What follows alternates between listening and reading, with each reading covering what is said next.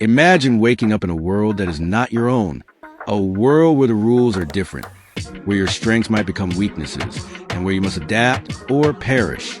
What if Kratos had to survive in the punishing realm of Dark Souls? What if Arthur Morgan found himself navigating the neon-lit chaos of Cyberpunk 2077?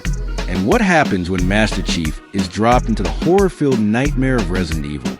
Today, we're diving into the ultimate what-if scenario. What happens when video game characters swap universes? Stay tuned, because this is going to be wild. Kratos in Dark Souls 037 to 213.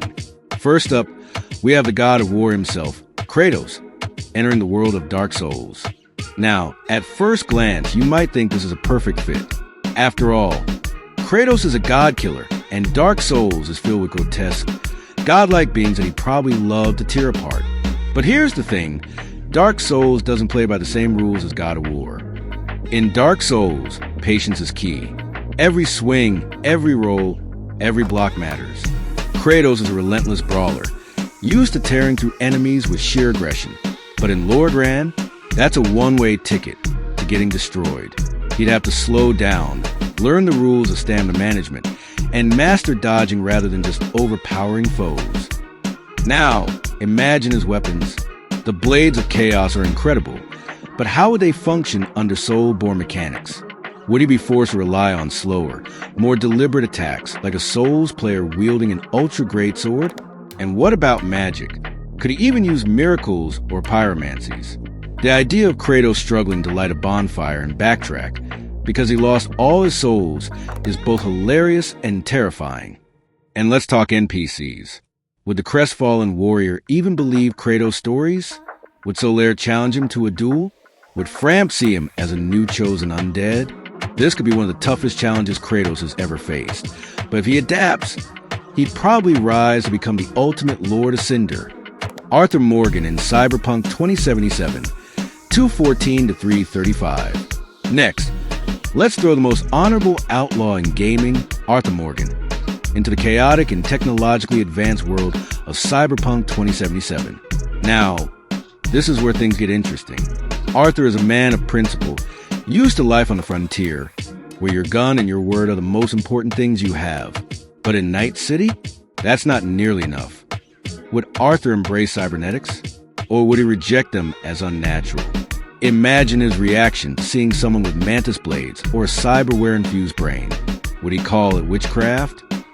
Or would he reluctantly start using implants just to survive? Now, gunplay.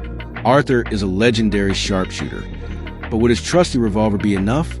In a city where smart weapons, tech pistols, and railguns exist, he'd be outclassed fast. Maybe he'd modify his peacemaker with some high-tech upgrades, or maybe he'd become an old-school enforcer, relying on instinct over technology. And what about Johnny Silverhand? Would Johnny respect Arthur's sense of loyalty and code of honor, or see him as just another relic of the past? Maybe, just maybe, Arthur Morgan could teach Night City a thing or two about real honor in a world where everything is for sale. Master Chief in Resident Evil 336 to 442. Now, let's take Master Chief, humanity's greatest super soldier, and drop him into the nightmare that is Resident Evil. The good news?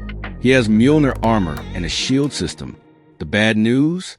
That armor won't last forever, and in a world where ammunition is scarce, even a Spartan might have to rethink how he fights.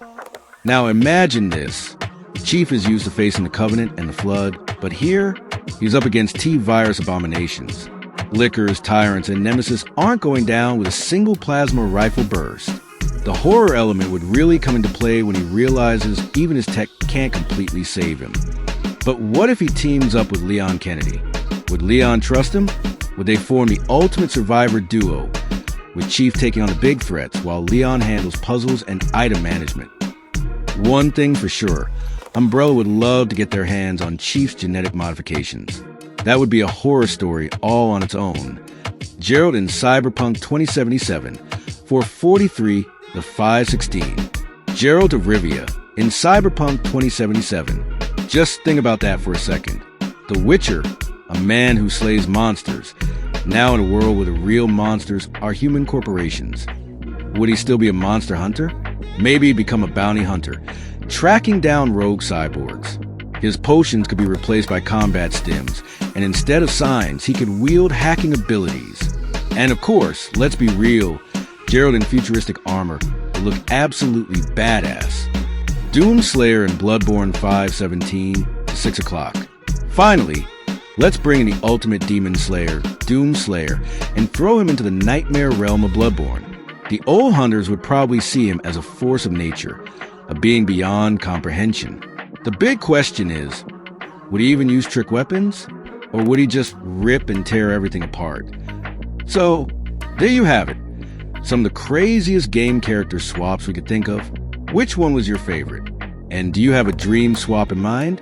Let us know in the comments. And don't forget to like and subscribe for more deep dive gaming content.